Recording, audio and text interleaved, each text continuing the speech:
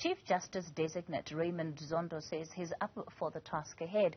He made the comments during his first engagement since President Cyril Ramaphosa appointed him to the top constitutional court post.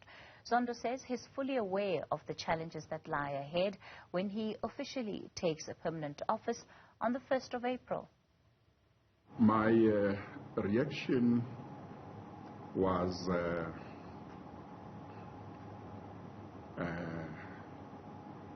I think I felt what I can describe as the heaviness of the responsibility that comes with this kind of appointment.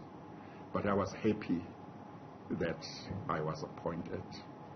I think my mind quickly moved to what might lie ahead and the responsibilities that come with this position. I felt honored because I do think that it's an honor to be appointed as a judge in the first place, but to be appointed as the Chief Justice of the country is a special honor.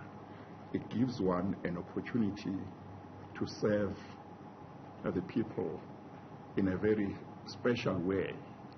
So I felt quite honored and privileged by the appointment. Well, for more on the story, we're joined by Judges Matter Research and Advocacy Officer Mbekezeli Benjamin.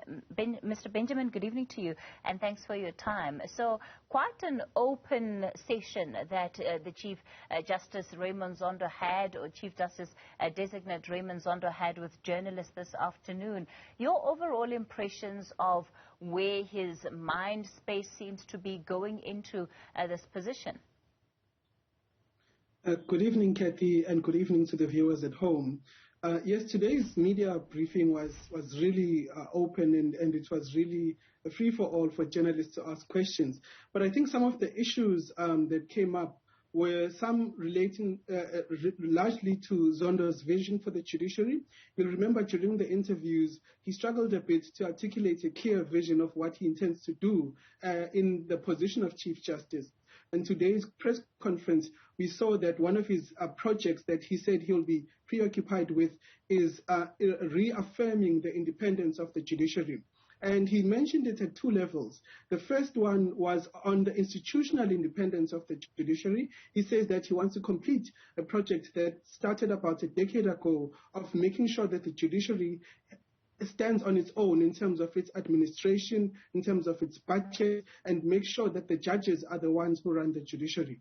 And then at the second level, he also mentioned that he also wants to protect the independence of the judiciary in public. And I think this was prompted by a question that came from Peladi Bahadi of Newzroom when he asked whether the comments that are being made publicly on the judiciary affect the way that he does things. And he says that one of the things that he wants to do is to make sure that judges and magistrates can act independently and retain that independence. It also seemed important for the Chief Justice to state, and he did this a number of times, the extent to which his role as now the head of the JSC would not in any way be influenced by the fact that it was the very same body that did not find he was the most eligible or suitable candidate to head up the post of Chief Justice. Yes, this is something I think a lot of us were concerned about in terms of how the JSC would behave after the interviews that we saw. But I think he reminded us that in October, he chaired the JSC interviews and he did a good job while doing so. And so he said he looks forward to working with the JSC, and even on the first day of the upcoming interviews, the JSC will sit down and discuss its mandate, and he will chair that meeting.